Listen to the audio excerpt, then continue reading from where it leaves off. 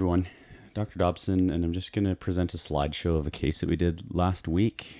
Here's the initial presentation. You can see there's some decay in the anteriors that goes pretty well subgingival, so cord is not going to cut it in a case like this, so we took a electric cautery tip and ablated about 3 millimeters of gum tissue till we're back on healthy root structure. From here, we're going to prep. Used a large round diamond and then a small round carbide on a slow speed until we're back on hard tooth tissue. You can see a little bit of blushing on the 2-1. These teeth all tested vital, normal pulp response, and we took a PA to verify that there were no lesions on any of the teeth. So we're pretty optimistic that none of them are going to react, and none of them did actually on follow-up a couple days later. They said they were feeling fine. So from here, we're going to matrix with just simple Mylar strips and plastic wedges.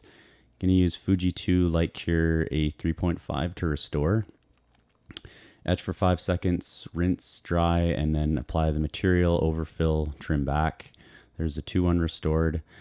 The 1-1's restored, 2-1's matrixed, and then same procedure for that one.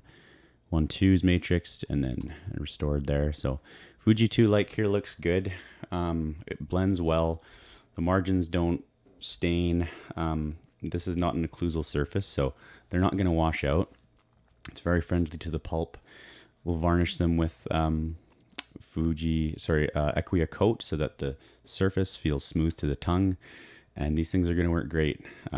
This was actually a new patient, and we actually had some extra time, so we decided to do these restorations, and we'll have him back to do the rest of the work that he needed.